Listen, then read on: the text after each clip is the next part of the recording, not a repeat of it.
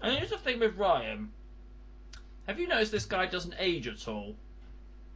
He looks a little older in the movie, but otherwise he looks like he's still in his mid 30s. He's like 40 now, I think. I think he's about 38, 39, but yeah, Give or take. yeah. He looks a little older, but I mean, but anyway, back to Deadpool. The effects for the unmasked Deadpool, well, I have no idea how they do that other than CG or maybe hours and hours and hours of makeup. But Might be a bit of the regardless, two. the result shows that it's just spot on. And He can no longer die from cancer. nope. I mean, would you give up your looks just to never die of anything? I'm gonna have to get back to you on that one. Yeah, let's move on. Oh, And let's go also ahead. talk about the opening credits. Oh my gosh. It's almost like Deadpool himself wrote that. Yeah. Oh my goodness. As for his love interest, well, she is fine. She actually has character. I Should can also say be that. noted, she plays Dr. Leslie Tompkins in Gotham. Really? Yeah. And at the moment in Gotham, last time I checked, 'cause I haven't watched it for a while, she's currently Jim Gordon's little lady on the side.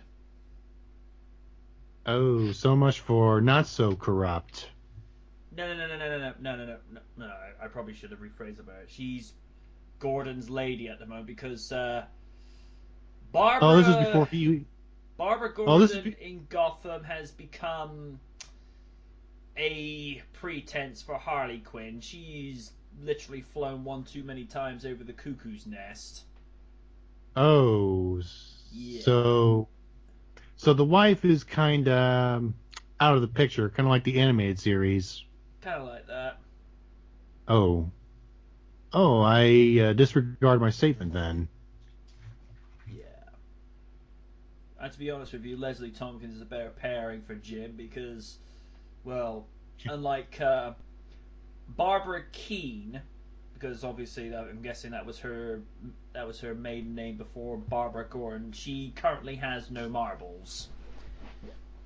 Hmm. Make of that what you will. Well, I can say that the romance between Vanessa, if that's her character's name, if I remember right, and Wade Wilson, the chemistry is just, well, what can I say? I wouldn't say it like it's Aladdin and Jasmine, but it's close enough. It's pretty good. They have a lot in common. They have rough lives. What can I say? Hmm. Chemistry between them is great, Oh yeah. and that's all I can say. Well, I just got a message from Andre. Okay, You can just saying to him, you can join us. all right. I've already said my piece on Deadpool. What can I say? It's a good movie. If you're just tired of drama and all the cliche tropes, you can just. This is a movie if you want someone to make fun of tropes, superhero movies, pretty much anything. Actually, I know I said I'm done, but there's this one scene where he's going into the taxi, fast forwards, and there's a certain shot that I cannot describe. He's like, "Oh, I won't. Oh, you're not supposed to see that," and he just presses the fast forward button to current events. One such example. That's I won't go into detail, but see the movie and you'll see what I mean. It's kind of funny and disgusting in its own way. But that's only the tip of the iceberg. All right. And also, tell me where your boss is, or I'm gonna, or you be iced in 5 minutes. Remember, he's in the hockey arena, and With a Zamponing machine. Oh my goodness. I never laugh. And here's the thing. I think he got people interested in George Michael's careless whisper at the end of the movie. I'm like, okay, I wasn't prepared for that.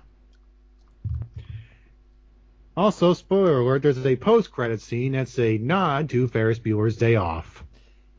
I wonder what that was referencing. I like how he kind of says, maybe get Cable played by Keira Knightley. And I'm like, what? That could be intriguing. But from what I understand, Dolph Lundgren is quietly campaigning to actually be in that movie. To be fair, he's got the bill for it at least. Well, he still got it, I hear. I mean, they're still making expendable movies. Yeah. Whilst we're waiting for Kaiju Noir to grace us with his presence once more, we've kind of left Duran Garber feeling kind of redundant on the side. So, Duran, your 2 cents on Deadpool. No, I'm not left out. I'm enjoying the conversation. Fair enough. No, the opening sequence and action scenes was really funny. I mean, from start to finish, this movie is hilarious. I mean, I really like the scene with the pizza guy. Where Ryan Reynolds was. Yeah. Broke into that guy's place. He says, "Who are you?" And then the whole situation gets confused, and then Ryan Reynolds takes on that pizza guy to stay away from that girl and everything. Yeah, that was funny. I don't like the fact that there was so many cursing in this movie, because a superhero movie, they shouldn't curse, And as you said, Derek, that inappropriate scene, so I will not go there. No. Yeah, best to just let them see it for themselves. I was not expecting it. Let's just leave it at that. I was not expecting it. And I was like, what the? And yeah, that's all I can say. I was not expecting it, and I was just like, what the heck is he doing? And it's just, yeah. Yeah, and Teenage Negasonic Warhead and Colossus, they were very good. But did you know that Teenage Negasonic Warhead was not actually a powers? Yeah, according to Wikipedia, they say she's a trainee with a mutant power to detonate atomic bursts from her body. The writers chose to use the character based on her name and changed the abilities from telepathic and precognitive powers to a literal warhead because we thought it was funnier. Oh, okay. Yeah, and Deadpool hitting Colossus when he was talking to Francis, hitting him on his privates was very funny. And when Wade was escaping from Colossus, he chopped off his own hand. Yeah, that was ballsy. And the Colossus was looking at the handcuffs, and his hand was showing the middle finger zap. That was so well done. And the treatment that Wade went through to me was a bit unsettling, but it's a movie, and that's the way the story goes. And the scene where Deadpool asks around to locate Francis and was very good, especially the ice rink scene. Tell me where your boss is, or you're gonna die in 5 minutes. The final fight scene is very good, and oh man, we cannot forget about this way Ryan Reynolds has Hugh Jackman's photo, Wolverine's photo of his face. Oh dear. The post-credit scene was also very funny. The lady that plays his girlfriend is called Morena Baccarin. Ah. Yeah, And she also played in Firefly and Stargate SG-1. She was Anna in Stargate SG-1. Okay. I think she was. I was told that she was also in. What was it? Fast 6, was it? Where she was the Rock's. I mean, not Rock. Dwayne Johnson's sidekick replacement. Only to find out that she's a spoiler alert double agent. Ooh. But I could be wrong. But they have similar faces. I'm good with faces, but not with names. All right. No, it doesn't show you on Wikipedia. Okay.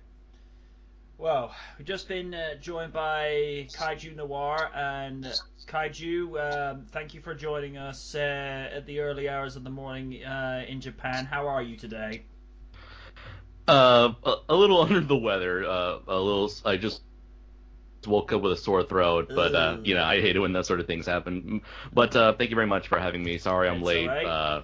You know, but I guess I'm here now. Just like Spider-Man when he showed up in Civil War, I steal someone's shield. I hop on a car and just show up and go, hey everybody. Well, we'll just bring him up to speed. We've just done Jungle Book and Deadpool, and just to keep you in, I'll read out my notes again just so you get the sort of tone that we're going with this evening, or for you this morning. The Jungle Book. In a time where reboots happen almost as much as we go drink a soda, and with Disney having this fixation with remaking their animated classics into live-action adaptations, it comes as no surprise that The Jungle Book was on the cards to receive this treatment. Now, one would argue, why would this even need a reboot, considering the 1967 classic of the same name, of which was the last ever movie that Walt Disney ever worked on, is beloved by multiple generations. But despite the questionable decision to remake this, director Jon Favreau delivered a fresh story with a great ensemble supporting vocal cast to the only live actor playing Mowgli in Neil Seethy. Ben Kingsley ultimately carried this movie with his performance as Bagheera, Christopher Walken surprising everyone with his role as King Louie, Idris Elba scaring the audience as Shere Khan, while Bill Murray continues to phone in most of his acting gigs these days with his delivery as Baloo. All in all, The Jungle Book 2016 delivers a nice level of nostalgia that pays homage to the original 49 years before it, while putting its own spin on the story with also amazing visual effects that make you believe it was in the jungle. Did you see The Jungle Book this year? Unfortunately, I never got around to seeing The Jungle Book. I try to see as many movies as I can in Japan, but I've only been able to see half the movies on your list, unfortunately. But I could mention that in terms of like my opinions towards The Jungle Book was that, like you, I've also felt very sick and tired of the live-action remakes that Disney has been very keen on making over the last 2 years. I think it was like last year that we had Cinderella, was it? Yeah. Yeah, and I know, like, I think the thing that set the ball rolling, or however the phrase is, was Tim Burton's Alice in Wonderland, I think. And I just kind of had this very uninterested mindset towards the Disney remakes, especially since, you know, like you, I've also felt very personally very attached to the original animated shows that came before. And however, I'm not surprised to hear of the positive reception towards The Jungle Book, at least, because hearing the news in the months leading up to the film's release, it felt like they had acquired the right amount of talent to make this movie at least a positive experience, from what I have gathered from my friends and other film critics all over the internet. So I'm glad you at least had a good time enjoying the film, and that I hope to see it eventually when I return to the States and I can find it on television or whatnot. Alrighty. Did you see Deadpool? Yes, I did, multiple times, in fact. It was the last movie I saw before moving to Japan, actually. Alright, just to bring you up on my notes. This was a movie that fans had been asking for years. That demand was made even greater after the initial performance as Wade Wilson by Ryan Reynolds in X-Men Origins Wolverine, of which he was one of that movie's only few good notable highlights. Make of that what you will. Reynolds and Deadpool is like Tony Stark and Robert Downey Jr. The lines are very blurred between reality and fiction. Although we personally hope that Ryan isn't a comedic murdering mercenary for hire after hours. Ryan just delivers a grade A performance as the titular character that is to this day the highest grossing movie in the X-Men franchise, that has had people bowling over with laughter and also lampshading many of the cliche tropes in superhero movies, especially with landings. When it's all said and done, Deadpool is a movie you'll watch time after time. What are your thoughts? Let's see. I think it's really funny how I guess, what is it? In hindsight, looking back on the film's troubled production throughout the years, how for many years, Ryan Reynolds has been trying to get this film off the ground, yet it's usually like the producers at Fox who had very little faith in the project to begin with, and it was due to a quote-unquote leak during, what was it, 2 years ago at during Comic-Con weekend, that they decided, okay, since there is enough interest behind this, let's give them a couple $1 million. I think it was only like $58 million, which is actually like chump change in Hollywood nowadays. Although it's really funny how, because they were given such a low budget and because they had very little faith in the movie to begin with, they were kind of given, in a way, it was more of a blessing really in disguise, because it just gave Ryan Reynolds and his crew it gave them the ability to do whatever they want with their carte blanche, or give them the chance to do whatever they want with their film. And what they made was a very, I believe, a very entertaining, very energetic, very passionate film that stays true to the character and was able to provide enough laughs and enough interesting visuals and a lot of cool action to keep coming back again and again. And if there was anything I could say, I noticed that when it came to the Hollywood portrayal of Deadpool, I feel like they toned him down a lot significantly from the comics. From what I've seen in and from what little I've seen of the Deadpool in the comics myself, and that I feel like, but it was trying to tone him down, trying to make him less of an insane psychopath in a way of, as a way of making him into a more relatable protagonist for a mainstream for a mainstream audience. And to that, I feel like, wow, it was a really decent compromise that did indeed made him more sympathetic, more relatable, but still remaining true to and respectful to the character. Another thing I noticed that kind of bothered me upon multiple viewings was that I started noticing the low budget come through in the film's pacing and in the film's production. Because if you've noticed, there are very few locations in the movie. I mean, there are actually a couple locations that are reused multiple times throughout the movie, and it kind of makes the whole movie feel a bit small and cramped, like it's taking place within like the same 4 streets all the time.